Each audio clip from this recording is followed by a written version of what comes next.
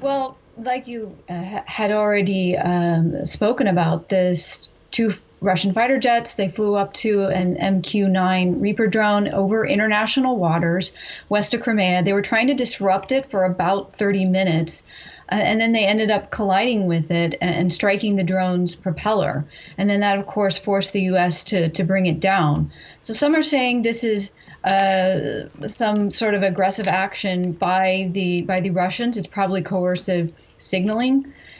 I would think that the Russian pilots were acting a bit recklessly in this instance. And this is something that has been common, in particular of Russian pilots, that they're pretty brazen, that they're taking additional risks that they wouldn't necessarily need to. And this is part of the culture just within the Russian military of taking more and more of these types of risks. There are lower levels of discipline. And so we see as a result, the U.S. is scrambling to try to find the wreckage here. But I think there are real concerns about these types of situations happening, incidents happening, and that they could really escalate things. And that's the danger of bigger and bigger military weapons and drones being used in this conflict. Yeah, and also problematic at the backdrop of the Ukraine war. So Russia's actually saying this part of the international waters has been declared part of their Ukraine offensive, but that's kind of rewriting the rules to suit their own purposes. Do you think the Ukraine war has only, made the Soviet pilots perhaps a little bit more reckless?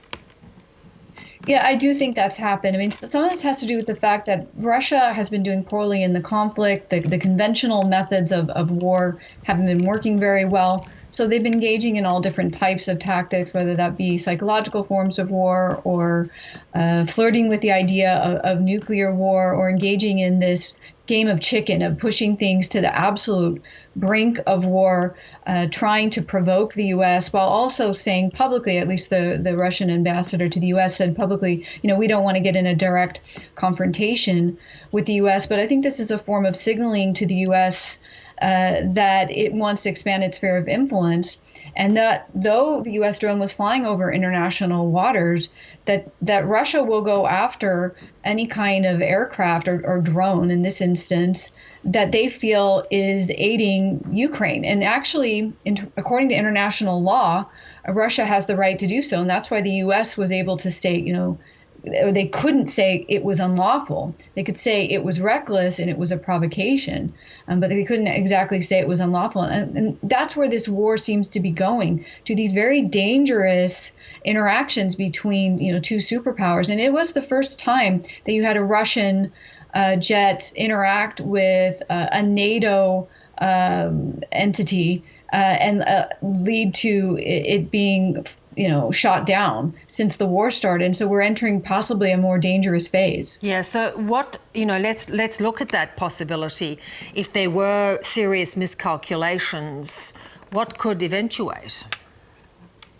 I mean, that's the worry here, that when you have these kind of miscommunications that can escalate and spiral into something much more and drag NATO into the conflict, which I think the U.S. doesn't want to do. So we're going to see, and honestly, I don't think Russia wants to do that either. So we're going to try to see cooler heads prevailing. But a lot of this is due to the fact that, as I mentioned, I don't see the Russian Air Force in particular as being very disciplined. This isn't even the first intercept that's happened. It's the first one that we had to see a drone being shot down. But there have been other intercepts that have taken place and other really close calls due to the lack of discipline in the Russian military.